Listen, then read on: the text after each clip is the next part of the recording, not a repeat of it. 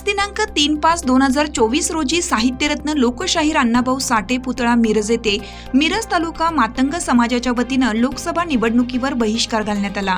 यावेळी डॉक्टर प्रशांत लोखंडे, भीमराव कृष्णा बेंगलोरे, महादेव साठे, सत्यजित कराडकर, उमाजी लोंढे, एस.व्ही. लोखंडे, संजय कांबळे, शंकर कांबळे, सुधांशु कांबळे, शिवलिंग कांबळे, सतीश कांबळे, प्रशांत कांबळे, शिवम चंदन शिवे, अब्दुल शेख, किरण आवळे, सागर कांबळे, उमेश कांबळे, शंकर कांबळे, सुभाष कांबळे, मुकेश गोसावी, लखन धोंगडे, मीरा भोरे, परशुराम लोखंडे उपस्थित होते।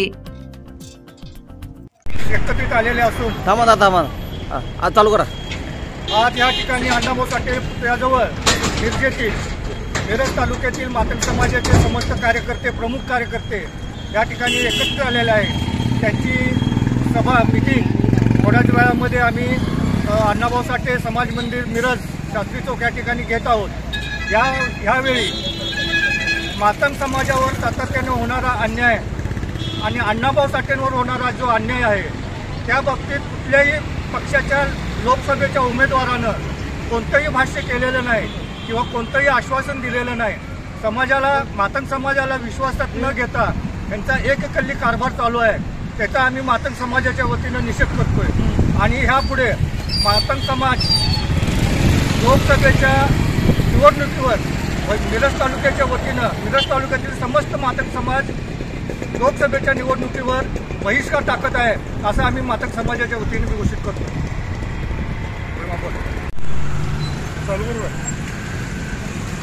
लोकसभा इलेक्शन चालू असताना या लोकसभेतील उमेदवारांनी या जिल्ह्यातील सर्व पुढाऱ्यांच्या समाधीस्थळाला जाऊन नतमस्तक होऊन आले, पण या उमेदवारांनी अण्णाभाऊ साठे यांचे जन्मभूमी असणारं वाटेगाव या ठिकाणी जाण्यास टाळलेलं आहे।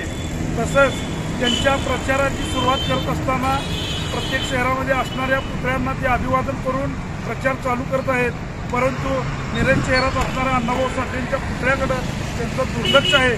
म्हणून समस्त मातंग समाजाने एकत्रित येऊन आज या सर्व उमेदवारांचा निषेध करत आहे आणि मिरज तालुक्यातील मातंग समाजाने एक निर्णय घेतलेला आहे की या मतदानावर बहिष्कार टाकून मातंग समाजाचा आक्रोश आपण या उमेदवारांना मागणी